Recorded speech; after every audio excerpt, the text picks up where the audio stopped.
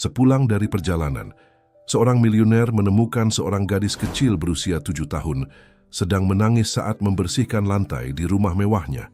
Apa yang dia lakukan setelahnya akan membuatmu tersentuh. Jika Anda menyukai cerita ini, jangan lupa untuk berlangganan saluran kami dan beritahu kami dari kota mana Anda menonton. Kita lanjutkan. Range Rover hitam itu melaju di jalan berkelok yang meliuk di antara bukit-bukit hijau, meninggalkan hiruk-pikuk kota di belakangnya. Budi Santoso menggenggam kemudi dengan erat. Matanya yang lelah terpaku pada jalan yang sudah tidak asing lagi yang membawanya kembali ke kediamannya setelah sebulan bepergian. Pengusaha berusia 60 tahun itu menyesuaikan kaca spion untuk sesaat mengamati pantulan dirinya sendiri. Rambut beruban yang dipangkas sempurna, mata hijau dalam yang dihiasi oleh waktu, dan ekspresi yang membawa beban kesepian selama beberapa dekade. Rumah megah itu muncul di Cakrawala seperti penjaga yang diam. Dinding batu tuanya menyembul di antara pepohonan, berusia ratusan tahun yang menjaga properti itu. Matahari sore melukis bayangan panjang di taman yang dulunya bersemangat, kini didominasi oleh suasana terbengkalai yang mencerminkan sempurna keadaan jiwa pemiliknya. Saat mobil melewati gerbang besi tempa, kenangan yang tidak diinginkan mulai bermunculan dalam pikirannya. 25 tahun telah berlalu sejak rumah megah itu berhenti menjadi rumah dan hanya menjadi bangunan kosong, mausoleum kenangan yang lebih disukainya untuk tetap terkunci di bagian terdalam kesadarannya. Mesin mobil terdiam dan Budi tetap berada di dalam mobil beberapa saat, tangannya masih mencengkeram kemudi. Perjalanan ke Eropa hanyalah usaha gagal lainnya untuk menemukan tujuan, alasan untuk melanjutkan hidup. Bisnisnya berkembang, rekening banknya terus bertambah, tapi tidak ada yang mengisi kekosongan yang menggerogotinya sejak pagi naas, ketika dia kehilangan semua yang benar-benar penting. Dengan helaan napas berat, akhirnya dia keluar dari kendaraan. Suara langkahnya di jalanan kerikil bergema sendirian, bercampur hanya dengan bisikan daun-daun yang tertiup angin. Kunci berputar di kunci pintu dengan bunyi gesekan logam, dan pintu kayu tebal yang berat terbuka ke aula masuk yang megah. Aroma kayu tua dan kesepian yang familiar menyambutnya, tapi ada sesuatu yang berbeda di udara. Aroma lembut produk pembersih melayang di ruangan, dan lantai marmer yang biasanya tertutup lapisan tipis debu menunjukkan tanda-tanda basah, seolah baru saja dibersihkan. Budi mengerutkan kening, pikirannya dengan cepat memproses tanda-tanda bahwa sesuatu tidak pada tempatnya. Pelayan rumah tangga telah diperintahkan untuk tidak mengirim tim pembersih selama ketidakhadirannya. Tahun-tahun pengalaman dalam bisnis telah mengajarinya untuk mempercayai instingnya, dan saat itu semua inderanya dalam keadaan waspada. Kemudian dia mendengarnya, suara yang hampir tidak terdengar, tapi tak salah lagi dalam keheningan yang mencekam di rumah megah itu. Isak tangis tertahan yang berasal dari arah ruang utama. Langkahnya kini lebih hati-hati, membimbingnya melalui koridor yang dihiasi lukisan-lukisan kuno dan cermin-cermin Venesia yang diam-diam menyaksikan kedatangannya. Suara itu menjadi semakin jelas dengan setiap langkah. Itu adalah tangisan tertahan kekanak-kanakan yang tampaknya berusaha bersembunyi dari dunia. Budi berhenti di pintu masuk ruangan dan pemandangan di hadapannya membuatnya kehilangan reaksi untuk sesaat. Sosok kecil berlutut di lantai, menggosok lantai dengan gerakan berirama dan putus asa. Itu adalah seorang gadis kecil yang sepertinya tidak lebih dari 7 tahun. Rambut coklatnya yang diikat buruk dalam ekor kuda berantakan, jatuh menutupi wajahnya yang basah oleh air mata. Pakaiannya yang jelas usang dan terlalu besar untuk tubuh kurusnya, menceritakan kisah kekurangan yang sangat kontras dengan kemewahan di sekelilingnya. Gadis itu begitu tenggelam dalam tugasnya sehingga tidak langsung menyadari kehadirannya. Tangan kecilnya memegang kain basah, dan di sampingnya ada ember berisi air yang memantulkan cahaya keemasan yang masuk melalui jendela-jendela tinggi di ruangan itu. Hati Budi, yang telah lama tertidur dalam benteng ketidakpeduliannya, melompat, tak terduga. Untuk sesaat yang singkat, bayangan gadis itu tumpang tindih dengan kenangan yang jauh. Anak lain, waktu lain, kehidupan lain. Dia menggelengkan kepala, mengusir kenangan yang tidak diinginkan. Siapa kamu? Apa yang kamu lakukan di rumahku? Suara beratnya yang berwibawa bergema di seluruh ruangan, membuat gadis itu terlonjak kaget. Kain itu terlepas dari tangannya, jatuh dengan suara berdebam basah di lantai marmer. Dia berbalik perlahan, dan matanya, hijau dalam yang menimbulkan sensasi familiar yang menggelisahkan pada Budi, membelalak ketakutan. Bibirnya gemetar tapi tidak ada suara yang keluar pada awalnya. Setelah beberapa detik yang terasa seperti keabadian, dia berhasil bergumam satu kata, "Kakek." Gadis itu berdiri dengan gerakan tiba-tiba, kakinya yang goyah hampir menyerah di bawah beratnya. Sebelum Budi bisa mengajukan pertanyaan tambahan, dia berlari ke arah tangga utama. Kaki kecilnya yang telanjang meninggalkan jejak basah di anak tangga kayu yang mulia. Sesuatu dalam cara dia bergerak, kerentanan jelas dalam setiap gerakannya, mencegah Budi untuk berteriak atau memanggil polisi segera. Sebaliknya, dia mendapati dirinya mengikuti gadis itu, menaiki anak tangga yang dikenalnya dengan baik, tapi yang sekarang tampaknya menuntunnya ke misteri yang tidak bisa dipahaminya. Lantai 2 rumah megah itu tenggelam dalam keremangan khas sore musim gugur. Gadis itu telah menghilang ke salah satu kamar tamu, yang tetap tertutup selama bertahun-tahun, hanya menyimpan debu dan kelupaan. Suara lembut, suara-suara membimbingnya ke pintu yang sedikit terbuka. Pemandangan yang dia temukan di sana membuat darahnya membeku. Terbaring di salah satu tempat tidur tua adalah seorang wanita tua. Wajahnya ditandai oleh waktu dan penyakit. Rambutnya sepenuhnya putih, membingkai wajah yang meskipun usia dan kelemahan yang nyata, masih mempertahankan jejak kecantikan kuno. Gadis itu berlutut di samping tempat tidur, memegang tangan wanita tua itu dengan lembut. Lalu sebuah detail menarik perhatiannya. Sesuatu berkilauan di leher gadis itu, kalung yang dia kenal dengan baik. Liontin emas putih yang halus dengan zamrud kecil, perhiasan unik yang dia sendiri telah memerintahkan untuk dibuat berpuluh-puluh tahun yang lalu untuk istrinya Kartini. Kalung yang sama yang telah menghilang bersama dengan semua harapannya di pagi yang naas itu. Melihat perhiasan khusus itu membuat dunianya berputar. Bagaimana mungkin anak itu bisa mengenakan sesuatu yang begitu erat kaitannya dengan masa lalunya? Kebetulan itu terlalu mustahil untuk diabaikan. Wanita tua di tempat tidur perlahan membuka mata, dan ketika tatapannya bertemu dengan Budi, kilatan pengenalan melintas di wajahnya yang lelah. "Pak Santoso?" Suaranya hanyalah bisikan, tapi membawa beban rahasia yang tidak terungkap selama beberapa dekade. Budi merasakan kakinya melemah. Suara itu, setelah sekian lama, dia akan mengenalinya di mana saja. Itu adalah Ibu Sutijah, pengurus rumah tangga lama yang telah bekerja untuk keluarganya selama bertahun-tahun. Menghilang secara misterius setelah tragedi yang menghancurkan hidupnya. Wanita yang sama yang hadir di semua momen penting keluarganya, yang mengenal setiap sudut rumah ini, setiap rahasia yang tersimpan di balik dinding-dinding ini. Keheningan yang mengikuti terasa padat seperti kabut di pagi musim dingin.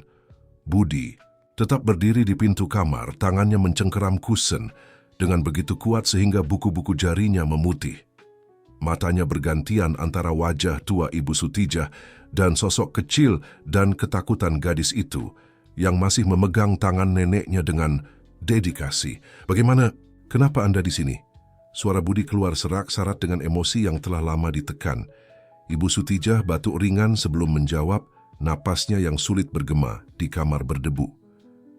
"Maafkan saya Pak Santoso, kami tidak punya tempat lain untuk pergi." Dia berhenti sejenak, matanya yang lelah fokus pada cucunya. Lestari membutuhkan atap dan saya, serangan batuk lain memotongnya, membuat gadis itu meremas tangannya lebih kuat. Lestari, nama itu bergema dalam pikiran Budi seperti melodi familiar yang dimainkan pada tuts yang salah. Ada sesuatu pada anak itu, sesuatu di luar kalung yang berkilau di lehernya, sesuatu dalam gerak-geriknya dan cara mata hijaunya mengamatinya dengan campuran rasa takut dan keingintahuan. "Kami mengira rumah ini ditinggalkan," lanjut Ibu Sutijah, suaranya kini lebih tegas. "Tidak ada yang muncul selama berminggu-minggu." Lestari menemukan pintu masuk melalui kebun belakang di mana tanaman rambat tumbuh di atas tembok tua. Dia mencoba duduk, tapi usaha itu membuatnya batuk lagi. Budi melintasi kamar ke jendela, membuka tirai tebal yang menghalangi cahaya sore. Gerakan otomatis, begitu familiar dari masa-masa sebagai tuan rumah, membangkitkan kenangan yang dia perjuangkan untuk tetap terkubur. Berapa kali Ibu Sutijah telah melakukan hal yang persis sama, membawa cahaya ke ruangan-ruangan suram di rumah Mega ini. Nenek sakit, suara kecil Lestari memotong pikirannya. Saya membersihkan rumah setiap hari agar tetap cantik ketika dia sembuh. Kata-katanya membawa kepolosan yang kontras dengan keteguhan di matanya. Budi berbalik untuk mengamatinya lebih baik. Cahaya yang kini masuk melalui jendela mengungkapkan detail yang sebelumnya luput dari pandangannya. Bentuk wajah, dagu yang halus, cara dia mengerutkan dahi saat berbicara. Semua ciri yang tampak seperti gema jauh dari masa lalunya sendiri. Kenapa kalung itu, Lestari? Pertanyaan itu lolos dari bibirnya sebelum dia bisa menahannya. Gadis itu secara naluriah menyentuh liontinnya, gerakan perlindungan yang membuat hati Budi terasa sesak. Itu hadiah dari ibu, jawabnya. Suaranya turun hampir menjadi bisikan. Sebelum dia pergi ke surga, nenek bilang itu kenang-kenangan istimewa. Dunia tampak berputar di bawah kaki Budi. Kalung itu adalah hadiah darinya untuk Kartini, istrinya pada malam sebelum kelahiran putranya Adi. Kartini memakainya setiap hari sampai pagi yang naas itu ketika keduanya pergi dari hidupnya selamanya.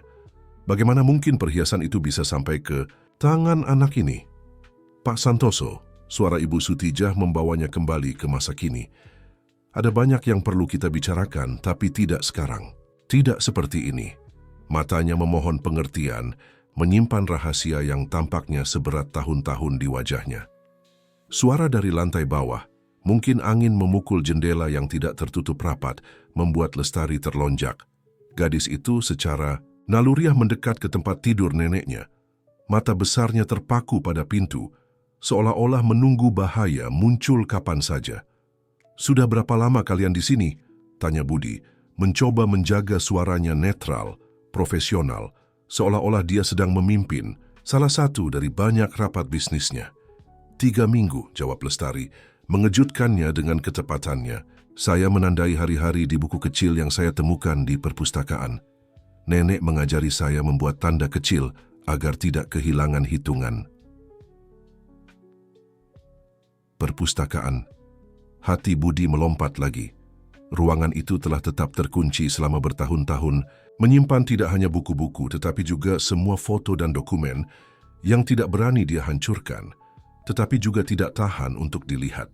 Gagasan bahwa anak itu telah berada di sana, membalik halaman sejarahnya, menggerakkan sesuatu yang dalam di dalam dirinya. "Saya akan memanggil dokter," dia menyatakan tiba-tiba, mencoba mendapatkan kembali kendali atas situasi. Tapi sebelum dia bisa bergerak, Ibu Sutijah mengulurkan tangan gemetar ke arahnya. "Tolong," suaranya hanyalah bisikan. "Tidak sekarang, saya perlu menceritakan sesuatu kepada Anda terlebih dahulu, sesuatu yang saya simpan selama bertahun-tahun ini." Lestari menatap dari neneknya ke Budi, mata hijaunya mengungkapkan pemahaman di luar usianya. "Saya akan mengambil air untuk nenek," katanya, bangkit dengan keanggunan alami anak-anak. Sebelum keluar, bagaimanapun, dia berhenti di pintu dan berbalik ke Budi. "Bapak berjanji tidak akan mengusir kami." Pertanyaan itu diajukan dengan begitu sederhana dan penuh harapan, menghantam Budi seperti pukulan di perut. Untuk sesaat, dia melihat dirinya terpantul di mata kekanak-kanakan itu.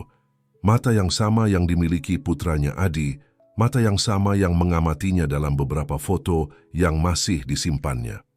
"Tidak hari ini," jawabnya, mengejutkan dirinya, sendiri dengan kelembutan dalam suaranya. Lestari mengangguk, puas dengan jawaban itu, dan menghilang di koridor, langkahnya yang ringan bergema di kayu tua. Ketika mereka sendiri, Ibu Sutijah menutup matanya sejenak, seolah-olah mengumpulkan kekuatan. "Pagi itu," dia mulai, suaranya sedikit gemetar, "ketika Anda kehilangan Kartini dan Adi, ada sesuatu yang tidak pernah Anda ketahui." Budi merasakan seluruh tubuhnya menegang, Selama 25 tahun, dia telah menolak untuk berbicara tentang hari itu, telah mengubur kenangan itu sedalam mungkin. Tetapi ada sesuatu dalam suara Ibu Sutijah, urgensi yang hampir bisa dirasakan, yang membuatnya tetap di sana, mendengarkan. Adi datang mencari saya malam sebelumnya. Lanjutnya, setiap kata tampaknya membutuhkan usaha besar. Dia berbeda. Dia telah menemukan sesuatu tentang keluarganya yang sangat mengganggunya. Tangan Budi mulai gemetar. Adi baru berusia 18 tahun saat itu, hampir memulai kuliah. Apa yang mungkin ditemukannya yang begitu mengganggu? Dia menunjukkan kepada saya surat-surat. Lanjut Ibu Sutijah, napasnya semakin sulit. Surat-surat lama yang dia temukan di loteng, surat-surat yang mengungkapkan. Suara kaca pecah di lantai bawah memotongnya. Suara itu diikuti oleh teriakan kaget kecil dari Lestari. Budi berbalik secara naluriah ke arah pintu, tubuhnya tegang seperti senar biola. "Pergilah," bisik Ibu Sutijah. "Pergilah lihat bagaimana keadaannya. Tapi berjanjilah akan kembali untuk mendengar sisanya. Berjanjilah bahwa Anda akan memberi saya kesempatan untuk menceritakan seluruh kebenaran sebelum terlambat." Budi ragu-ragu sejenak, terbagi antara desakan untuk menemukan apa yang diketahui Ibu Sutijah dan kekhawatiran mendadak dan tak terduga terhadap Lestari. Suara lebih banyak benda jatuh di lantai bawah memutuskan untuknya. "Saya akan segera kembali," janjinya, bergegas menuju pintu. Sebelum keluar bagaimanapun, dia melihat sekali lagi pada wanita tua di tempat tidur. "Saya tidak akan pergi kemanapun sampai mengetahui seluruh kebenaran." Budi menuruni tangga dengan tergesa-gesa. Langkahnya bergema di seluruh rumah megah. Jantungnya berdebar kencang, tidak hanya karena terburu-buru, tetapi karena gelombang emosi yang kata-kata tidak lengkap Ibu Sutijah telah bangkitkan. Rahasia apa yang telah ditemukan putranya? Kebenaran apa yang tersembunyi dalam surat-surat di loteng? Dia menemukan Lestari di dapur berlutut di dekat genangan, air dan pecahan kaca. Kendi kristal antik, hadiah pernikahan yang sangat dihargai Kartini, tergeletak pecah di lantai. Gadis itu mengangkat mata berkaca-kaca kepadanya. Tubuh kecilnya gemetar. "Maaf," bisiknya, suaranya tertahan. "Saya hanya ingin mengambil air untuk nenek, tapi kendinya terlalu berat." Budi mengejutkan dirinya sendiri dengan merasakan bukan kemarahan atas kehilangan benda berharga, tetapi kelembutan yang tak terduga untuk anak ketakutan di hadapannya. "Jangan bergerak," katanya, dengan kelembutan yang tidak digunakannya selama bertahun-tahun. "Ada kaca di mana-mana." Dengan langkah hati-hati, dia melintasi dapur dan mengambil sapu dari lemari di bawah wastafel. Tempat yang sama di mana selalu berada, seolah-olah waktu tidak berlalu. Sementara menyapu pecahan kaca, dia mengamati Lestari dari sudut matanya. Gadis itu tetap tidak bergerak, tetapi matanya mengikuti setiap gerakannya dengan intensitas yang familiar. "Kamu suka musik?" Pertanyaan itu lolos dari bibirnya tanpa peringatan, mengejutkan keduanya. Lestari berkedip, bingung dengan perubahan topik yang mendadak. "Ya," jawabnya ragu-ragu. "Nenek bilang ibu saya bermain piano." Piano, instrumen megah yang menempati ruang utama, telah tetap sunyi begitu lama, sehingga Budi hampir lupa akan keberadaannya. Kartini biasa bermain setiap sore, mengisi rumah dengan melodi yang tampaknya memberi kehidupan pada dinding-dinding itu sendiri. "Ikut saya," katanya, mengulurkan tangan setelah selesai membersihkan lantai. Lestari menatap tangan yang ditawarkan dengan campuran keraguan dan keingintahuan sebelum menerimanya dengan malu-malu. Bersama-sama mereka berjalan ke ruang utama. Piano hitam besar itu beristirahat seperti pulau keanggunan di tengah suasana terbengkalai yang meresapi lingkungan. Budi melepas penutup pelindung, mengungkapkan tuts yang menguning karena waktu. "Duduklah," ajaknya, menarik bangku. Lestari mematuhi, kaki kecilnya hampir tidak mencapai pedal. Jari-jarinya menyentuh tuts dengan penghormatan, seolah-olah mereka adalah sesuatu yang sakral. Budi duduk di sampingnya dan, untuk pertama kalinya dalam beberapa dekade, tangannya menemukan tuts yang familiar. Melodi yang mulai dimainkannya adalah melodi yang sama yang diajarkan Kartini kepada Adi ketika dia masih bocah kecil, lagu pengantar tidur sederhana yang katanya telah dia pelajari dari ibunya sendiri. Untuk keterkejutannya, Lestari mulai bersenandung. Melodi itu pelan-pelan, seolah-olah dia mengetahuinya dengan baik.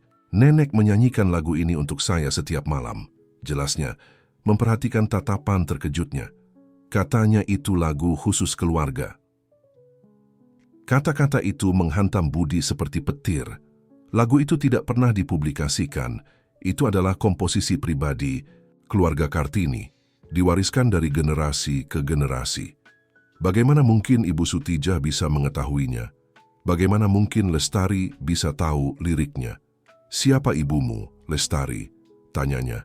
Tangannya gemetar di atas tuts. Gadis itu menurunkan matanya ke kalung yang berkilau di lehernya. Ibu saya bernama Dewi, jawabnya dengan lembut.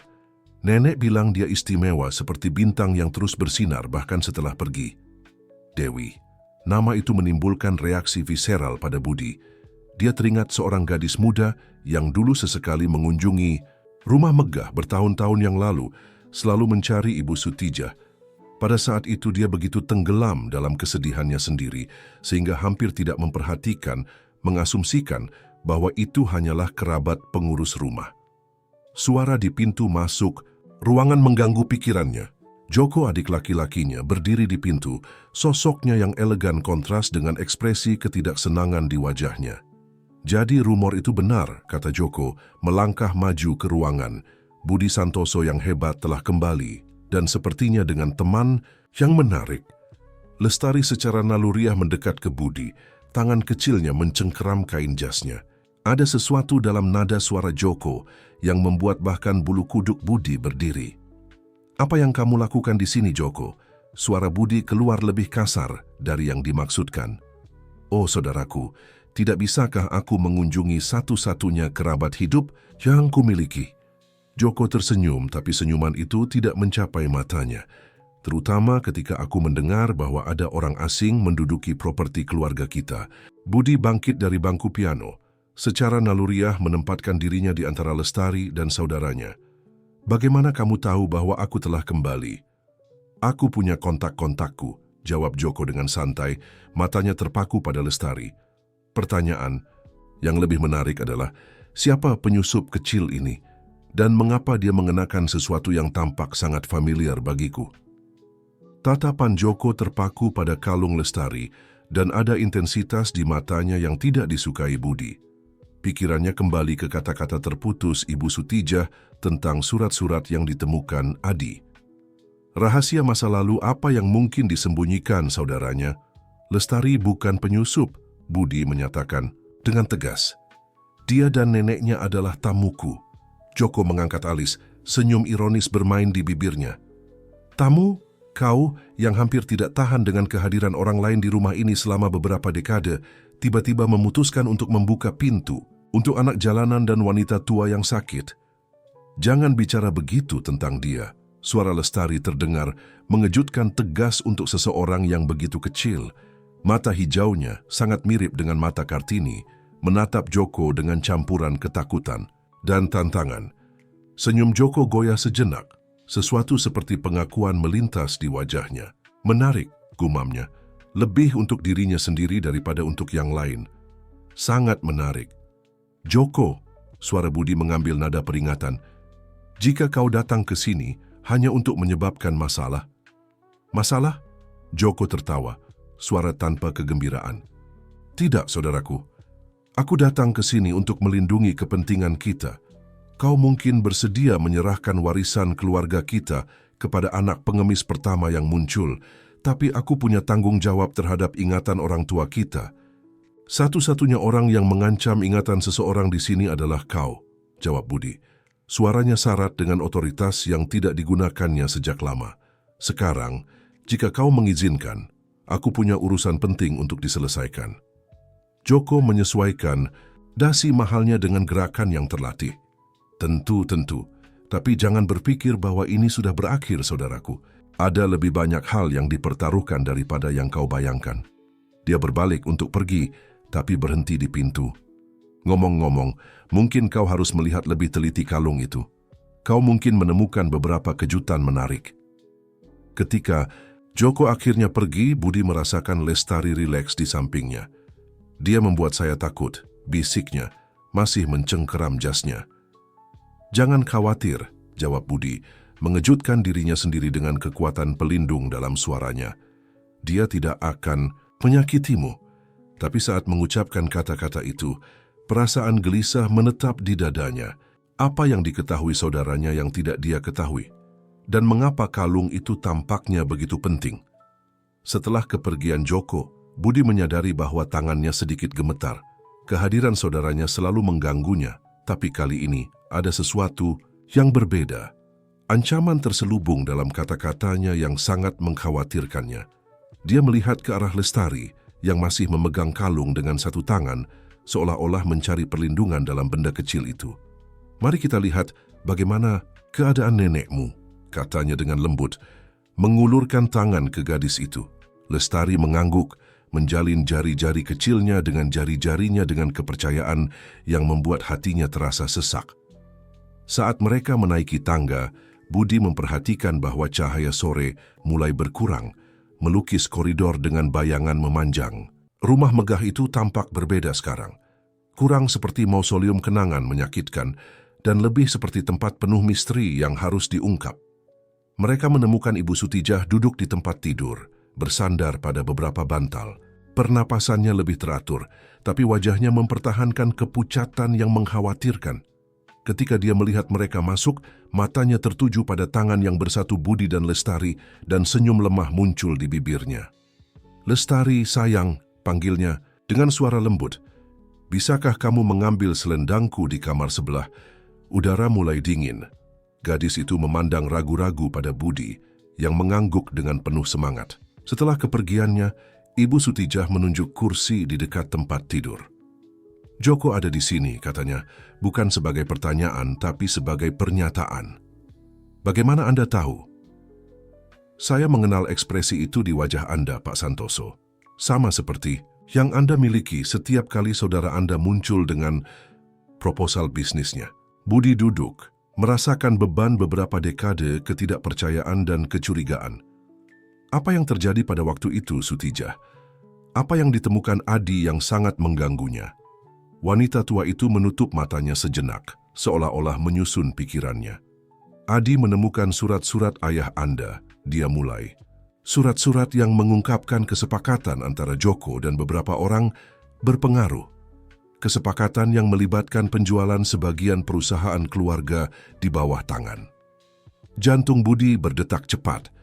Ayahnya selalu menjadi pria yang jujur, membangun kekaisaran keluarga dengan kerja keras dan kejujuran. Gagasan bahwa Joko mungkin telah berkonspirasi di belakangnya. "Adi datang mencari saya karena menemukan nama saya di salah satu surat," lanjut Ibu Sutijah, suaranya sedikit gemetar. "Ayah Anda telah meminta saya untuk menjadi saksi wasiat baru beberapa hari sebelum kepergiannya. Wasiat yang tidak pernah diketahui Joko. Mengapa Anda tidak pernah memberitahu saya tentang ini?" Suara Budi keluar lebih keras dari yang dimaksudkan. "Karena pagi berikutnya ketika saya mengetahui tentang apa yang terjadi pada Kartini dan Adi, Joko muncul di sini. Dia memegang surat-surat di tangannya dan tatapan yang membuat saya membeku sampai ke tulang. Dia mengatakan bahwa jika saya mengatakan sesuatu, dia akan memastikan bahwa saya tidak akan pernah mendapatkan pekerjaan lagi dimanapun." Air mata sunyi mulai mengalir di wajah keriput Ibu Sutijah. "Saya takut, Pak Santoso. Bukan untuk diri saya sendiri, tapi untuk Dewi. Putri saya sedang hamil saat itu, sendirian dan rentan. Saya tidak bisa mengambil risiko." Wahyu itu menghantam Budi seperti petir. Dewi, gadis muda yang biasa mengunjungi rumah megah, adalah putri Ibu Sutijah. Dan dia hamil pada saat ketika Adi dan kalung itu, bisiknya, potongan-potongan mulai terpasang dalam pikirannya. Bagaimana Dewi mendapatkan kalung Kartini? Sebelum Ibu Sutijah bisa menjawab, suara langkah kaki cepat di koridor menarik perhatian keduanya. Lestari kembali ke kamar, membawa tidak hanya selendang yang diminta, tetapi juga amplop yang sudah menguning. "Nenek, lihat apa yang saya temukan di dalam selendang," serunya, matanya bersinar dengan kegembiraan penemuan. Ada foto-foto lama, wajah Ibu Sutijah menjadi lebih pucat ketika melihat amplop itu. "Lestari, sayang, itu bukan..." Tapi sudah terlambat. Gadis itu telah mengeluarkan foto-foto dan menyebarkannya di atas tempat tidur. Budi merasakan dunianya berputar saat mengenali gambar-gambar. Itu adalah foto-foto dari musim panas terakhir yang dihabiskannya dengan keluarganya yang lengkap beberapa bulan sebelum tragedi. Di salah satunya, Adi tersenyum memeluk seorang gadis berambut coklat. Dewi Budi sekarang menyadari, dengan pandangan yang berbeda, keduanya tampak bersinar, berbagi rahasia yang hanya diketahui pasangan muda yang jatuh cinta. Di foto lain, Kartini duduk di piano, kalung zamrudnya berkilauan di bawah sinar matahari yang masuk melalui jendela ruang duduk. "Ibu sangat cantik," kata Lestari dengan lembut, menyentuh salah satu foto dengan ujung jarinya. "Nenek selalu bilang saya punya senyumnya." Budi melihat lebih teliti pada foto yang dipegang Lestari. Itu benar, senyumnya adalah milik Dewi, tapi matanya identik dengan mata Adi. "Mereka saling mencintai," kata Ibu Sutijah, suaranya syarat dengan emosi. "Adi dan Dewi bertemu ketika dia datang mengunjungi saya di rumah megah. Itu cinta pada pandangan pertama, seperti dalam dongeng yang Dewi suka baca. Mereka bertemu secara sembunyi-sembunyi di taman, bertukar surat, membuat rencana." "Mengapa sembunyi-sembunyi?" tanya Budi, meskipun dia sudah menduga jawabannya. "Karena Joko telah memperingatkan Adi tentang terlibat dengan orang-orang di bawah kelasnya," jawab Ibu Sutijah dengan getir. "Dia memiliki rencana lain untuk masa depan keponakannya, rencana yang melibatkan putri salah satu rekannya." Lestari duduk di tepi tempat tidur, menyerap setiap kata dengan intensitas yang mengejutkan untuk usianya. Jari-jarinya bermain tanpa sadar dengan kalung. Kalung yang sekarang Budi pahami memiliki makna jauh lebih dalam dari yang dibayangkannya. "Pada malam sebelum pergi," lanjut Ibu Sutijah, "Adi datang mencari saya. Dia gelisah mengatakan bahwa dia telah menemukan sesuatu yang mengerikan tentang Joko. Dia juga memberitahu saya bahwa Dewi hamil dan mereka berencana melarikan diri bersama pagi berikutnya. Dia ragu-ragu melihat ke arah Lestari sebelum melanjutkan. Dia meninggalkan kalung itu bersama saya, mengatakan bahwa itu adalah hadiah untuk bayi masa depannya, cara untuk menjaga tradisi keluarga." Budi merasakan air mata yang telah lama ditahannya mulai terbentuk. "Mengapa Anda tidak pernah mencari saya setelahnya? Mengapa tidak memberitahu saya tentang..." "Karena Joko mengancam kami," sela Ibu Sutijah, suaranya gemetar. "Dia muncul di rumah sakit tempat Dewi dirawat setelah Adi pergi. Dia berkata bahwa jika saya memberitahu sesuatu kepada Anda, dia akan memastikan bahwa baik Dewi maupun bayinya tidak akan mendapatkan kedamaian. Saya tidak bisa mengambil risiko, Pak Santoso. Saya tidak bisa membahayakan putri dan cucu saya." Lestari tiba-tiba berdiri, mendekati Budi. Mata hijaunya, mata Kartini, mata Adi, menatapnya dengan campuran harapan dan ketakutan. Jadi, Bapak adalah kakekmu," lengkap Ibu Sutijah dengan lembut. "Budi adalah kakekmu, Lestari. Dan sudah lebih dari waktunya kebenaran ini terungkap." Keheningan yang mengikuti pengungkapan Ibu Sutijah tampaknya memiliki beratnya sendiri. Budi menatap Lestari, cucunya, Putri Adi, seolah-olah melihatnya untuk pertama kalinya. Setiap detail wajah kecilnya kini masuk akal. Bentuk mata, senyum malu-malu, bahkan cara dia mengerutkan dahi ketika berkonsentrasi, persis seperti yang dilakukan Adi. "Kakek," kata itu keluar dengan ragu-ragu dari bibir Lestari, seolah-olah dia menguji rasanya untuk pertama kali.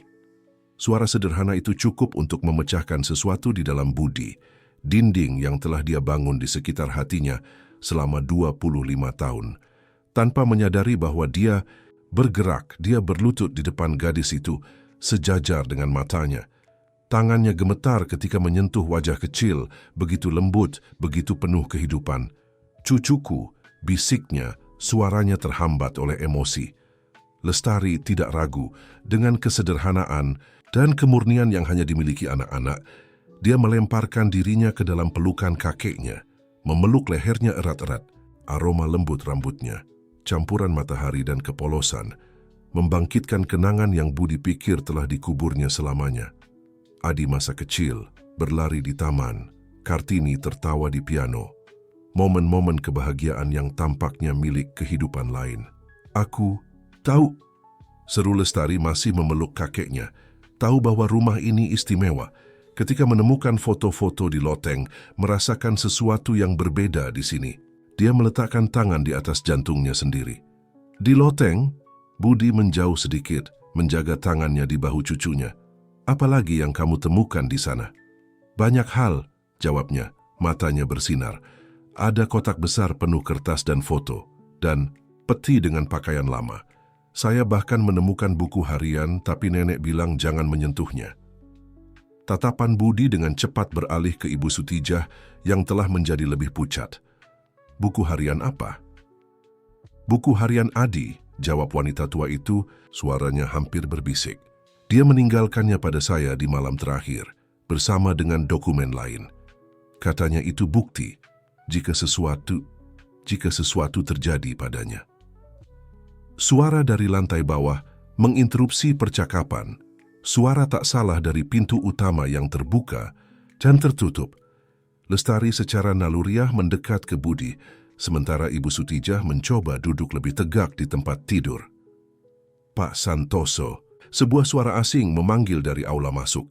Dinas sosial, kami perlu berbicara dengan Bapak. Jantung Budi membeku. Melalui jendela kamar, dia melihat mobil elegan Joko terparkir di dekat gerbang rumah megah. Saudaranya bersandar pada kendaraan, senyum puas di wajahnya saat mengamati rumah. Dia tidak bisa membawa saya pergi, kan? Bisik Lestari berpegangan pada lengan jas kakeknya. Mata hijaunya, begitu mirip dengan mata Kartini, membelalak ketakutan. Tidak, jawab Budi dengan ketegasan yang tidak diketahuinya masih dia miliki. Tidak ada yang akan membawamu kemanapun. Kamu cucuku, bagian dari keluarga ini. Tapi dokumen-dokumen... Ibu Sutijah mulai, suaranya lemah dengan kekhawatiran. Buku harian Sela Budi, sebuah ide muncul dalam pikirannya. Lestari, kamu bisa membawa saya ke tempat kamu menemukan buku harian itu? Cepat. Lestari mengangguk cepat, mengambil tangan kakeknya dan menariknya ke arah pintu belakang kamar yang mengarah ke tangga pelayanan yang jarang digunakan. Langkah kaki di lantai bawah mendekat, bergema di koridor kosong rumah megah. Lewat sini, bisik Lestari membimbing Budi melalui jalan yang jelas dia kenal dengan baik. Saya menemukan jalan ini di hari pertama. Nenek bilang ini adalah jalan yang dia naiki ketika perlu cepat sampai ke kamar-kamar. Tangga pelayanan sempit dan kurang pencahayaan, tapi Lestari bergerak dengan keyakinan seseorang yang mengenal setiap anak tangga. Di atas pintu kayu kecil mengarah ke loteng, ruang luas di bawah atap rumah megah di mana beberapa dekade sejarah keluarga disimpan dalam peti, kotak, dan perabotan yang ditutupi spray berdebu. Di sana, tunjuk Lestari, berlari ke sudut di mana meja tulis tua beristirahat di samping jendela bundar. Cahaya senja masuk dengan malas melalui kaca bernoda, menciptakan pola keemasan di lantai kayu. Budi mengamati dengan takjub saat cucunya dengan keterampilan seseorang yang telah melakukannya beberapa kali, menggerakkan papan lantai yang longgar, mengungkapkan ruang kecil. Dari dalamnya dia mengeluarkan buku bersampul kulit cokelat. Halamannya menguning karena waktu. Adi, gumam Budi, mengenali tulisan tangan putranya di halaman yang dibuka Lestari. Pandangannya mengabur dengan air mata yang tertahan saat melihat tanggal entry terakhir, hari sebelum tragedi. Suara-suara meningkat di lantai bawah. Pak Santoso, kami perlu memeriksa laporan orang-orang yang tinggal tidak sah di properti Anda. Lestari mendekat ke kakeknya, memeluk buku harian ke dadanya. Ada lebih banyak hal di sini, katanya memasukkan tangannya kembali ke tempat persembunyian.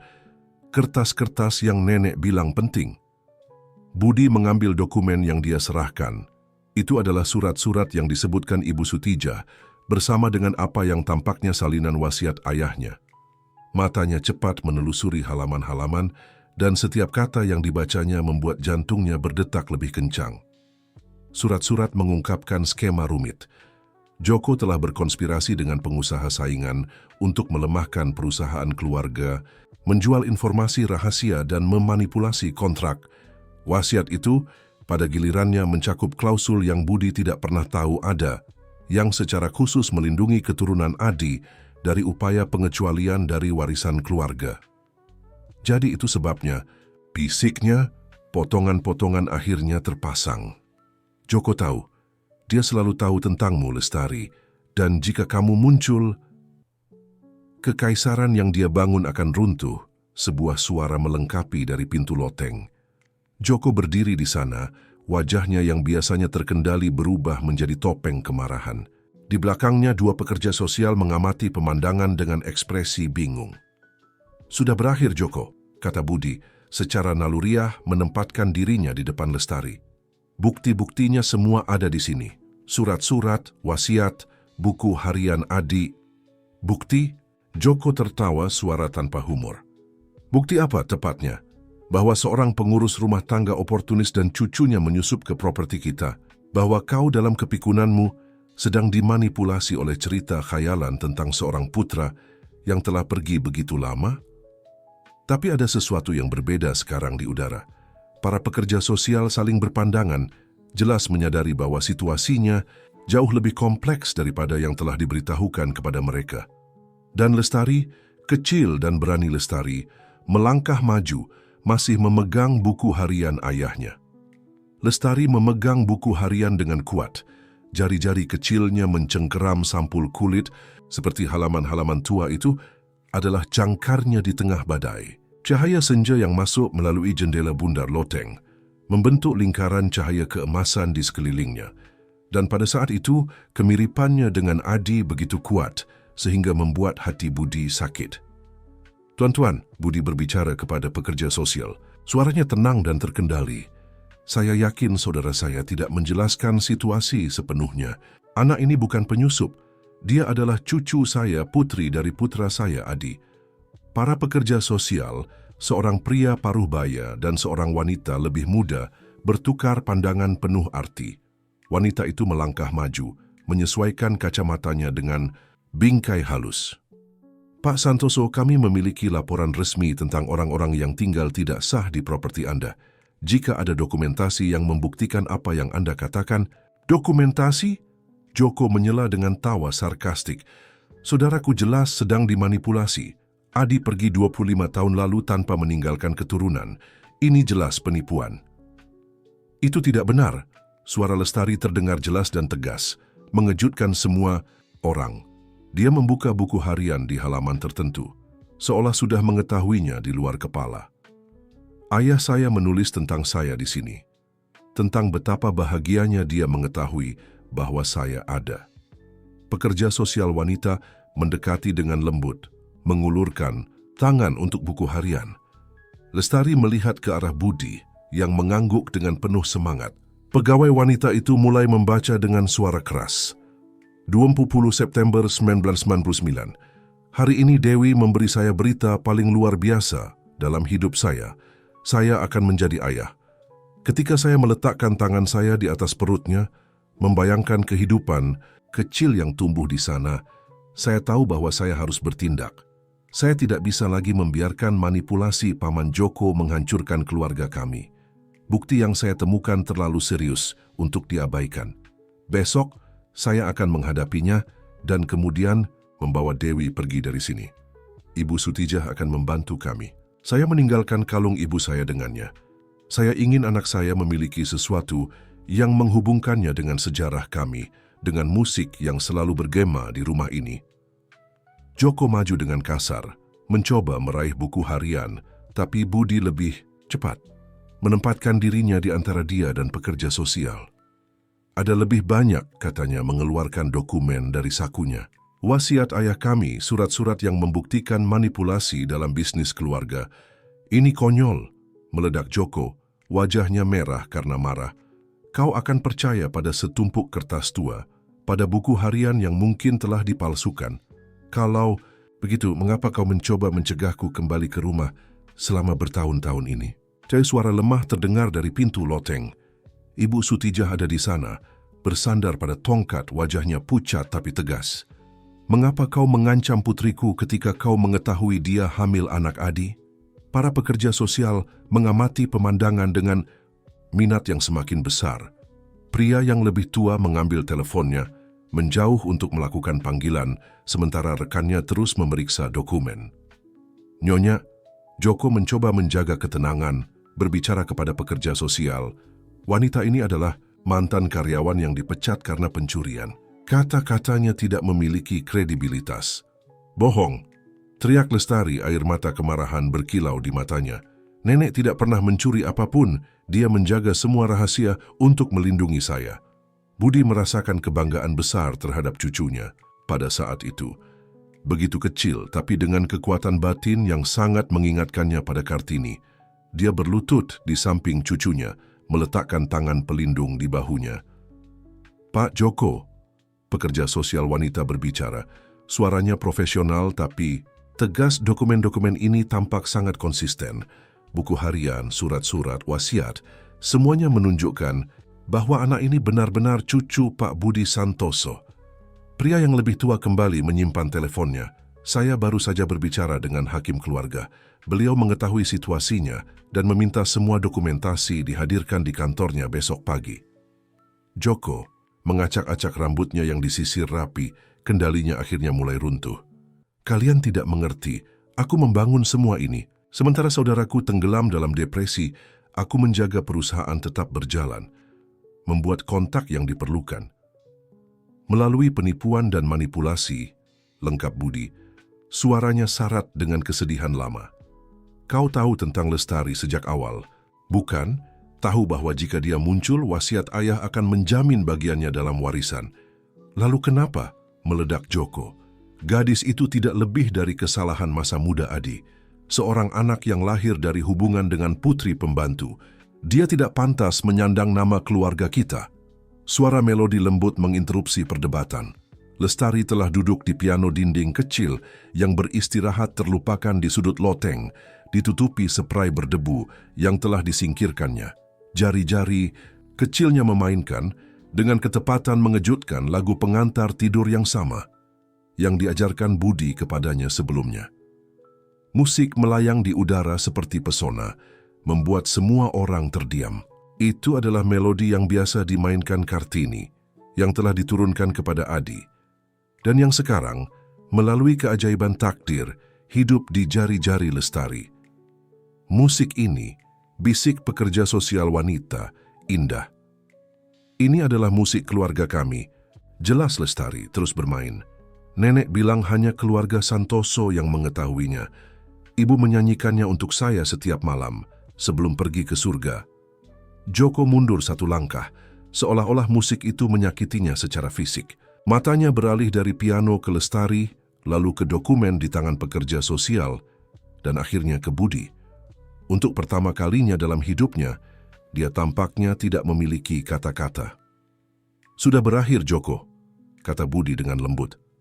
"Lestari adalah cucuku Putri Adi. Dia memiliki hak atas rumah ini dan nama ini sebanyak kita." Pria dari Dinas Sosial berdeham. "Pak Joko Santoso, saya sarankan Anda ikut dengan kami. Hakim tentu akan tertarik mendengar Anda tentang beberapa tuduhan yang terkandung dalam dokumen-dokumen ini." Sementara Joko digiring keluar dari loteng, posturnya yang biasanya angkuh kini membungkuk oleh kekalahan, Lestari terus bermain. Musik lembut mengisi ruangan, mengubah loteng tua berdebu menjadi sesuatu yang magis, seolah-olah semua kenangan yang disimpan di sana, bahagia dan sedih, akhirnya menemukan suaranya. Budi mendekati piano, duduk di samping cucunya. Jari-jarinya bergabung dengan jari-jari cucunya di tuts, melengkapi melodi yang Kartini ajarkan kepada Adi, yang Adi turunkan kepada Dewi, dan yang sekarang akhirnya kembali ke rumah melalui Lestari. Ibu Sutijah mengamati adegan dari pintu. Air mata sunyi mengalir di wajahnya yang keriput. Para pekerja sosial, untuk sesaat melupakan peran resmi mereka, tersenyum melihat adegan kakek dan cucu yang disatukan oleh musik yang merupakan suara keluarga mereka sendiri. Pagi berikutnya, terbit berbeda di kediaman keluarga Santoso.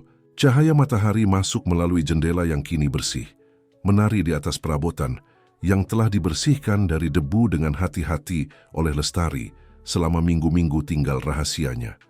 Udara berat keterbengkalaian yang sekian lama menjadi ciri.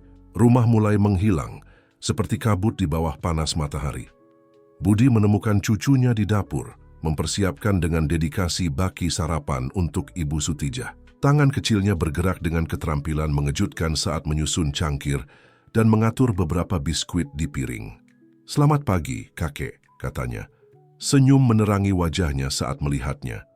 Kata kakek masih terdengar baru dan berharga, seperti permata yang baru ditemukan, yang keduanya sedang belajar untuk mengagumi. "Selamat pagi, kecilku," jawabnya, merasakan hatinya menghangat. "Unti, butuh bantuan dengan itu?"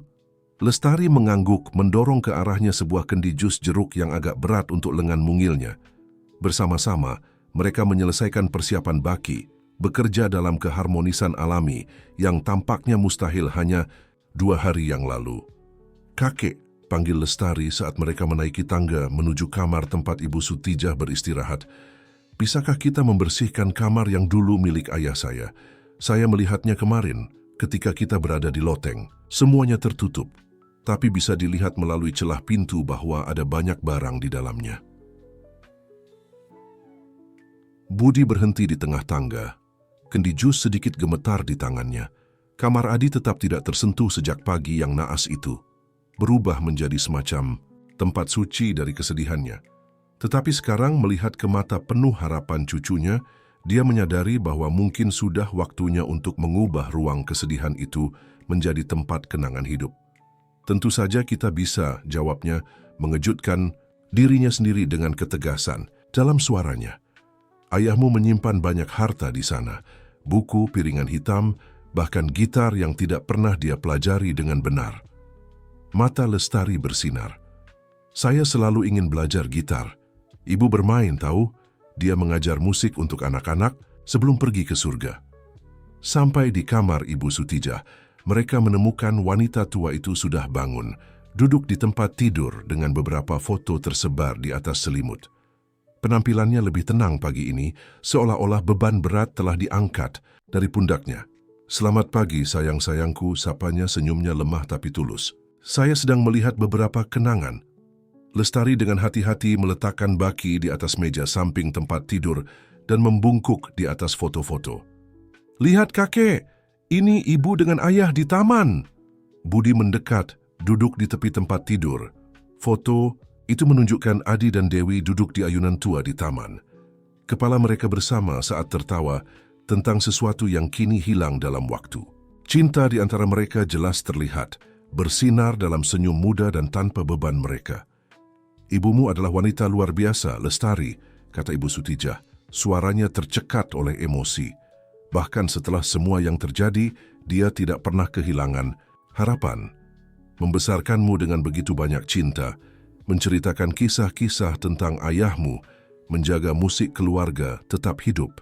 "Mengapa dia tidak pernah mencari Anda, kakek?" tanya Lestari. Suaranya kecil tapi penuh rasa ingin tahu. Budi bertukar pandang dengan Ibu Sutijah sebelum menjawab. "Joko menjaganya tetap jauh dengan ancaman. Sayang, dia takut apa yang akan terjadi ketika kebenaran terungkap." "Seperti hari ini," lengkap Ibu Sutijah. "Hakim menunggu kita pukul 10. Semua dokumen yang kita temukan, buku harian Adi, surat-surat, semuanya akan dipresentasikan secara resmi." Lestari memeluk leher neneknya, berhati-hati untuk tidak menjatuhkan foto-foto. "Saya tidak ingin nenek khawatir. Kakek akan mengurus semuanya, kan?" "Ya," jawab Budi dengan tegas. "Dan kemudian ketika semuanya selesai, kita akan mulai membuat perubahan di sini. Rumah ini perlu kembali menjadi rumah." Wajah Lestari berseri-seri. "Bisakah kita mulai dengan taman? Ibu selalu bilang dia ingin melihat mawar di sini mekar lagi." Penyebutan mawar membawa senyum ke bibir Budi. Kartini telah mendedikasikan tahun-tahun hidupnya untuk taman itu, mengubahnya menjadi surga warna dan wewangian. Setelah kepergiannya, bunga-bunga mati satu persatu, seperti kegembiraan telah meninggalkan rumah megah. "Kita akan melakukannya bersama," janjinya. "Dan kita juga akan membuka kembali ruang musik. Piano perlu disetel, tapi sudah disetel," sela Lestari dengan bangga. "Saya dan nenek memanggil penyetel piano minggu lalu. Dia bilang itu adalah instrumen yang sangat istimewa dan senang membantu." Ibu Sutijah sedikit memerah. Maafkan kami untuk kebebasan ini, Pak Santoso. Tapi ketika Lestari menemukan piano dan menunjukkan begitu banyak minat, tidak ada yang perlu dimaafkan, jawab Budi. Menyadari bahwa setiap perubahan kecil yang mereka buat di rumah selama ketidakhadirannya telah membantu membangunkan tempat itu dari tidur panjangnya. Kalian membawa kehidupan kembali ke dinding-dinding ini. Suara mobil yang mendekat menarik perhatian ketiganya. Melalui jendela, mereka melihat mobil resmi pengadilan parkir di depan rumah megah. Sudah waktunya untuk meresmikan kebenaran yang sudah diketahui hati mereka. Kakek, panggil Lestari saat mereka menuruni tangga. Tangan kecilnya aman di tangannya. Setelah semua ini berakhir, bisakah saya membawa barang-barang saya ke sini? Saya punya kotak dengan foto-foto ibu, buku-buku cerita saya, dan buku catatan di mana dia menulis lagu. Tentu saja sayang, jawabnya. Merasakan emosi berbeda berkembang di dadanya. Bukan lagi rasa sakit yang mencekik dari kehilangan, tapi sesuatu baru, sesuatu yang sangat mirip dengan harapan. Ini rumahmu sekarang. Seharusnya selalu begitu. Di aula masuk sebelum membuka pintu untuk petugas yang menunggu, Budi berbalik ke cucunya. Lestari terlihat cantik dalam gaun biru barunya, hadiah pertama yang dia bersikeras untuk membelikannya di sore sebelumnya. Setelah kepergian pekerja sosial, kalung Kartini berkilau di lehernya, tidak lagi sebagai simbol rahasia yang tersimpan, tapi sebagai jembatan antara masa lalu dan masa depan. Kau tahu, Lestari, katanya, merapikan helai rambut coklatnya. Nenekmu Kartini biasa mengatakan bahwa musik memiliki kekuatan untuk menyembuhkan hati yang hancur. Kurasa dia benar, kamu membawa musik kembali ke rumah ini dan bersamanya cinta juga kembali, lengkap Lestari dengan kebijaksanaan sederhana anak-anak. Dan sekarang tidak ada lagi yang perlu sendirian, kan kakek? Budi merasakan air mata di matanya, tapi untuk pertama kalinya dalam waktu yang sangat lama, itu adalah air mata kebahagiaan. Tidak, kecilku. Kita tidak akan pernah sendirian lagi. Bel berbunyi, suaranya bergema di seluruh rumah megah yang perlahan-lahan bangun untuk kehidupan baru. Ibu Sutijah bersandar pada tongkatnya, tersenyum kepada ayah dan anak. Dua generasi yang dipisahkan oleh waktu dan rasa sakit, kini disatukan oleh cinta seorang gadis kecil yang memiliki musik di hatinya dan kebenaran di tangannya. Seminggu telah berlalu sejak sidang di pengadilan. Hakim, setelah memeriksa dengan cermat semua dokumentasi, buku harian Adi, surat-surat yang memberatkan, wasiat dan sertifikat kelahiran Lestari, tidak hanya secara resmi mengakui gadis itu sebagai ahli waris sah keluarga Santoso, tetapi juga memerintahkan penyelidikan menyeluruh atas kegiatan bisnis Joko. Pagi Sabtu itu, matahari bersinar dengan intensitas khusus di atas kediaman Santoso. Budi mengamati dari jendela kantornya sementara Lestari mengenakan baju berkebun baru dan topi jerami yang terlalu besar untuk kepalanya yang kecil, bekerja di taman dengan dedikasi yang mengharukan. Dia memiliki cara yang sama seperti Kartini dengan bunga, komentar Ibu Sutijah, yang sekarang pulih secara bertahap dan bisa menuruni tangga dengan bantuan tongkatnya. Memperhatikan setiap tanaman dengan begitu banyak kasih sayang, berbicara dengan mereka seolah-olah mereka adalah teman lama. Budi tersenyum, memperhatikan bagaimana cucunya dengan hati-hati memangkas ranting-ranting kering dari semak mawar tua. Semalam saya menemukannya di perpustakaan, mempelajari buku berkebun yang biasa digunakan Kartini. Katanya dia ingin membuat mawar kembali menjadi yang terindah di daerah itu, seperti pada masa nenek. Pengacara keluarga telah tiba lebih awal hari itu, membawa dokumen terakhir yang meresmikan perwalian Lestari. Joko menghadapi tuduhan serius penipuan bisnis, telah setuju untuk melepaskan bantahan apapun atas warisan cucu keponakannya sebagai imbalan atas kesepakatan pengadilan yang lebih lunak. Pak Santoso, panggil Ibu Sutijah dengan lembut, ada yang perlu saya beritahukan. Sesuatu tentang Dewi. Budi berbalik ke mantan pengurus rumah, memperhatikan bagaimana dia memegang amplop yang sudah menguning di tangannya yang gemetar. Saya menemukan surat ini kemarin, saat mengatur barang-barang Dewi yang saya simpan selama bertahun-tahun. Dia menulisnya tak lama sebelum pergi. Ini untuk Anda.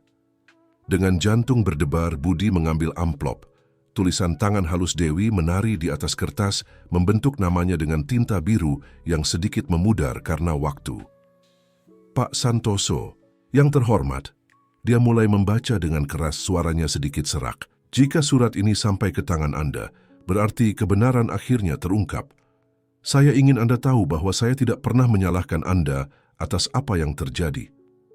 Adi menceritakan kepada saya tentang cinta besar yang ada di keluarga Anda, tentang betapa Anda dan Ibu Kartini adalah orang tua yang luar biasa. Budi perlu berhenti sejenak, menarik napas dalam-dalam sebelum melanjutkan. Lestari adalah bukti hidup dari cinta itu. Dia memiliki mata Adi, senyum Kartini, dan musik.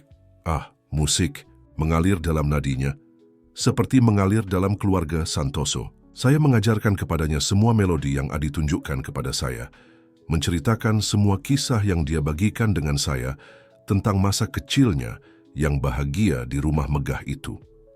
Melalui jendela, mereka bisa melihat Lestari sekarang berbicara dengan tukang kebun yang baru dipekerjakan, menggambarkan dengan antusias saat menunjuk ke berbagai bedeng bunga. Energi dan antusiasmenya menular.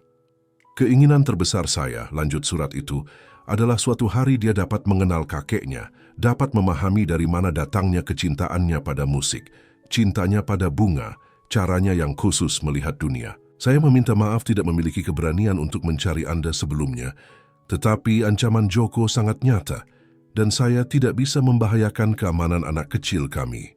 Jagalah dia, Pak Santoso. Jagalah dia seperti yang saya tahu Anda akan lakukan untuk saya jika Anda telah mengetahui kebenaran sejak awal. Dan tolong, jaga agar musik tetap hidup. Melaluinya lah Adi tetap hadir, Ibu Kartini tetap tersenyum, cinta tetap berkembang. Surat itu diakhiri dengan partitur kecil yang digambar tangan. Melodi yang sama, yang sekarang sering bergema di koridor rumah megah, dimainkan oleh jari-jari kecil, namun terampil, Lestari. Dewi adalah jiwa yang luar. Biasa, kata Ibu Sutijah, mengeringkan air mata diskret. Bahkan di saat-saat tersulit, dia tidak pernah kehilangan harapan bahwa suatu hari Lestari akan menemukan jalannya kembali ke rumah. Teriakan gembira dari taman menarik perhatian keduanya. Lestari telah menemukan kuncup mawar yang mulai mekar di salah satu semak tertua mawar putih, kesukaan Kartini. Kakek nenek Sutijah, lihat, panggilnya, melompat dengan gembira. Ini adalah mawar pertama di taman. Dia cantik. Budi melipat surat Dewi dengan hati-hati dan menyimpannya di saku dekat dengan hatinya. Bersama dengan Ibu Sutijah, dia menuju taman di mana sinar matahari pagi mengubah rambut coklat Lestari menjadi untayan emas. Tahukah kamu bahwa nenekmu Kartini menyebut mawar putih sebagai bintang-bintang taman? Ceritanya, berlutut di samping cucunya untuk mengagumi bunga. Katanya mereka bersinar lebih terang di senja, menuntun jalan pulang. Mata Lestari bersinar dengan cerita itu. Seperti bintang-bintang yang ibu dan saya amati dari jendela kami. Dia selalu bilang bintang-bintang paling cerah sebenarnya adalah malaikat yang menjaga kita. Ibu Sutijah menyandarkan tongkatnya pada bangku terdekat dan duduk, mengamati kakek dan cucu dengan senyum tenang. Rumah megah di belakang mereka tidak lagi tampak seperti bangunan dingin dan terbengkalai seperti beberapa minggu yang lalu. Semua jendela terbuka, tirai menari dengan angin pagi. Suara piano yang disetel datang dari dalam rumah. Lestari telah bersikeras untuk menjaga instrumen dalam kondisi sempurna. Kakek, panggil Lestari, ekspresinya tiba-tiba serius. Bisakah kita mengadakan pesta di taman ketika semua mawar mekar dengan musik dan kue dan banyak orang? Pesta seperti apa yang kamu pikirkan, kecil? Pesta untuk merayakan keluarga kita, jawabnya. Mata hijaunya bersinar dengan ide itu. Untuk berterima kasih kepada nenek Sutijah karena telah menjaga semua, rahasia sampai waktu yang tepat. Untuk mengingat ibu dan ayah dengan sukacita dan dia ragu-ragu sejenak. Untuk merayakan bahwa tidak ada lagi yang perlu sendirian. Budi merasakan hatinya mengembang dengan begitu banyak cinta, sehingga hampir tidak muat di dadanya. Itu ide yang luar biasa, sayangku. Dan kau tahu apa? Kurasa aku tahu persis bagaimana kita bisa membuatnya lebih istimewa lagi. Dia berdiri mengulurkan tangan kepada cucunya. Ikutlah ke loteng. Ada beberapa barang milik nenekmu Kartini yang kurasa kau akan senang melihatnya. Lestari mengambil tangan kakeknya. Matanya bersinar dengan rasa ingin tahu. Bersama-sama diikuti oleh Ibu Sutijah, mereka memasuki rumah megah yang sekarang, akhirnya, kembali menjadi rumah. Suara piano yang disetel bercampur dengan nyanyian, burung-burung di taman, menciptakan simfoni yang berbicara tentang awal baru. Rahasia terungkap, cinta yang ditemukan kembali. Kebenaran, seperti mawar pertama di taman, akhirnya telah mekar. Dan bersamanya cerita baru mulai ditulis di kediaman Santoso. Cerita tentang musik, bunga, dan di atas segalanya, keluarga yang menemukan jalannya kembali ke rumah melalui cinta seorang gadis kecil yang tidak pernah berhenti percaya pada akhir. Bahagia. 3 bulan berlalu dan taman kediaman Santoso telah berubah menjadi surga sejati. Mawar dirawat dengan dedikasi oleh Lestari. Mekar dalam semua warna yang dapat dibayangkan, mengisi udara dengan wangi lembut mereka. Tempat yang dipilih untuk pesta keluarga terlihat sangat indah, dengan semak mawar putih, kesukaan Kartini, membentuk koridor alami menuju piano besar, yang Budi bersikeras untuk dibawa ke taman. Pagi perayaan dimulai dengan Lestari berlari di koridor rumah megah, langkah ringannya bergema di rumah yang sekarang dipenuhi kehidupan. Dia mengenakan gaun biru muda, dipilih khusus untuk serasi dengan kalung zamrud yang tidak pernah meninggalkan lehernya. "Kakek," panggilnya, masuk ke kantor di mana Budi mengatur beberapa partitur musik. "Bapak harus melihat betapa indahnya. Taman, mawar-mawar sepertinya tahu bahwa hari ini adalah hari yang istimewa." Budi tersenyum, mengagumi bagaimana cucunya bisa menemukan keajaiban dalam hal-hal paling sederhana. Dalam beberapa bulan terakhir, Lestari telah mengubah tidak hanya taman tetapi seluruh rumah dan, terutama, hatinya. Tawanya bergema di koridor yang dulunya sunyi. Tangan kecilnya meninggalkan tanda kehidupan dimanapun dia lewat. Dan musiknya, memiliki kekuatan untuk menghentikan waktu. "Aku juga berpikir begitu," jawabnya, menyimpan partitur terakhir dalam map. "Nenekmu Kartini selalu mengatakan bahwa bunga merespons musik dan cinta. Dan kamu, kecilku, membawa keduanya kembali ke tempat ini." Ibu Sutijah muncul di pintu, bersandar pada tongkat barunya, hadiah dari Lestari yang dihias dengan pita berwarna-warni. Kesehatannya telah membaik secara signifikan dalam beberapa bulan terakhir, seolah-olah beban rahasia yang disimpan telah menjadi penyebab sebenarnya dari kelemahannya. "Tamu pertama sudah datang," dia mengumumkan dengan senyum tenang. "Dan mereka membawa sesuatu yang kurasa kau akan senang melihatnya, Lestari." Gadis itu berlari ke jendela kantor, matanya membelalak terkejut dan gembira. Di taman sedang dibawa dengan hati-hati oleh 2 orang pria adalah gitar tua, sempurna, diperbaiki. Gitar yang sama yang dulu milik ibunya Dewi. "Gitar ibu," serunya, berbalik ke kakeknya dengan air mata kebahagiaan di matanya. "Tapi bagaimana? Aku menemukannya di rumah lama ibumu," jelas Ibu Sutijah. "Aku menyuruh untuk diperbaiki khusus untuk hari ini. Lagi pula, pesta keluarga Santoso apa yang akan lengkap tanpa semua instrumen yang menceritakan sejarah." "Kita?" Lestari memeluk pertama neneknya, kemudian kakeknya, tubuh kecilnya melimpah dengan emosi. "Sekarang saya bisa memainkan musik yang ibu ciptakan, yang dia tulis ketika..." Suaranya sedikit gagal ketika dia tahu bahwa saya ada. Budi merasakan hatinya terasa sesak. Dalam beberapa bulan terakhir melalui cerita-cerita Ibu Sutijah dan barang-barang milik Dewi yang telah mereka pulihkan, dia telah menemukan semakin banyak tentang menantu yang tidak pernah dia kenal. Setiap wahyu baru menunjukkan seorang wanita luar biasa yang telah menjaga cinta untuk Adi tetap hidup melalui musik dan cerita yang dia ceritakan kepada Lestari. "Mari," ajaknya, menawarkan lengan untuk Ibu Sutijah dan mengulurkan tangan yang lain untuk Lestari. "Sudah waktunya kita menyambut tamu kita. Lagi pula hari ini adalah hari yang sangat istimewa." Taman dihias dengan indah. Lampu-lampu kecil telah digantung di antara semak mawar, menciptakan latar belakang magis bahkan di siang hari. Meja-meja elegan yang ditempatkan di bawah tenda putih menunggu para tamu. masing-masing dihiasi dengan rangkaian mawar dari taman.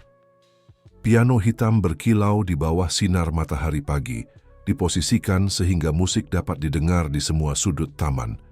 Tamu-tamu pertama sudah duduk. Teman-teman lama keluarga yang sudah lama tidak mengunjungi rumah megah, karyawan setia yang tetap di sisi Budi selama tahun-tahun sulit, tetangga yang mengamati dengan gembira transformasi properti dalam beberapa bulan terakhir. Masing-masing membawa tidak hanya hadiah, tetapi juga cerita dan kenangan untuk dibagikan. Momen yang paling dinantikan dari perayaan tiba ketika Lestari duduk di piano, tangan kecilnya diposisikan di atas tuts dengan kepercayaan diri yang sangat mengingatkan akan Kartini. Di sampingnya gitar ibunya yang diperbaiki, menunggu gilirannya untuk berpartisipasi dalam pertunjukan.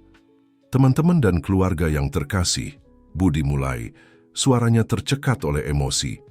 Hari ini kita berkumpul bukan hanya untuk merayakan pertemuan kembali, tetapi untuk berterima kasih atas semua keajaiban yang telah diberikan kehidupan kepada kita. Beberapa bulan yang lalu, rumah megah ini hanyalah tempat kenangan sedih. Hari ini, berkat seorang utusan kecil cinta, rumah ini kembali menjadi rumah. Lestari tersenyum kepada kakeknya, mata hijaunya bersinar dengan air mata tertahan, nada-nada. Pertama musik yang diciptakan Kartini, yang sama yang diajarkan Adi kepada Dewi, dan yang sekarang Lestari jaga tetap hidup, mulai mengalun di taman. Melodi yang familiar mendapatkan dimensi baru ketika Lestari, tanpa menghentikan piano, mulai bernyanyi dengan lembut. Lirik yang ditulis Dewi khusus untuknya, berbicara tentang cinta, keluarga, dan kekuatan musik untuk menyembuhkan hati yang hancur. Ibu Sutijah duduk di baris pertama, menangis diam-diam. Air matanya kini merupakan air mata kebahagiaan melihat bagaimana cinta telah menang atas semua rahasia dan rasa sakit masa lalu. Di sampingnya kursi kosong dengan setangkai mawar putih mewakili Dewi, hadir dalam setiap nada yang dimainkan putrinya. Ketika musik berakhir, Lestari mengambil gitar ibunya. Lagu berikutnya ini, dia mengumumkan dengan suaranya yang manis, adalah lagu terakhir yang diciptakan ibu saya. Dia menyebutnya Pulang ke Rumah, dan katanya suatu hari saya akan memahami arti sebenarnya. Jari-jari kecil memetik senar dengan keterampilan mengejutkan, dan melodi baru mengisi taman. Komposisi yang berbicara tentang harapan, kebenaran terungkap pada waktu yang tepat, cinta yang melampaui waktu dan jarak. Budi mengamati cucunya dengan hati yang melimpah dengan cinta dan syukur. Dalam gerakan-gerakannya, dalam musiknya, dalam senyumnya, dia melihat tidak hanya Dewi dan Adi, tetapi juga Kartini, seolah-olah semua cinta yang telah dia hilangkan telah menemukan cara untuk kembali melalui gadis kecil ini. Matahari sore mulai turun ketika Lestari menyelesaikan penampilannya, menerima tepuk tangan emosional dari para tamu. Mawar-mawar putih di taman tampak bersinar dengan cahaya mereka sendiri. Dalam senja, persis seperti yang selalu dikatakan Kartini. "Kakek," panggil Lestari, berlari ke dalam pelukan Budi setelah dengan hati-hati menyimpan gitar. Ibu di sana mengatakan dia mengenal nenek Kartini ketika mereka masih anak-anak. Dia punya banyak cerita untuk diceritakan. Dan begitulah sore berlanjut.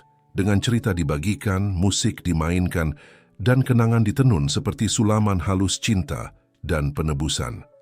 Kediaman Santoso, sebelumnya monumen kesedihan, telah berubah menjadi tempat suci penyembuhan dan awal baru. Ketika bintang-bintang pertama mulai muncul di langit, Lestari meminta untuk memainkan satu lagu terakhir di piano. Itu adalah lagu pengantar tidur yang telah menyatukan 3 generasi keluarga. Yang sama yang Kartini mainkan untuk Adi, yang Adi ajarkan kepada Dewi, dan yang sekarang di tangan Lestari mendapatkan kehidupan baru. Tahu tidak, katanya sebelum mulai bermain, ibu selalu mengatakan bahwa bintang-bintang paling cerah sebenarnya adalah malaikat yang menjaga kita. Hari ini saya tahu dia benar. Dan saya juga tahu bahwa selama kita memiliki musik di hati kita, tidak ada cinta yang benar-benar hilang. Nada-nada lembut mengalir di taman yang diterangi, bercampur dengan wangi mawar dan kerlap-kerlip bintang-bintang. Budi berdiri di samping piano, mengamati cucunya dengan mata berkaca-kaca. merasakan bahwa akhirnya dia telah menemukan kedamaian yang dicarinya begitu lama. Kediaman Santoso telah kembali menjadi rumah, dan musiknya yang sebelumnya dibungkam oleh kesedihan kini bergema lebih kuat dari sebelumnya, menceritakan kisah cinta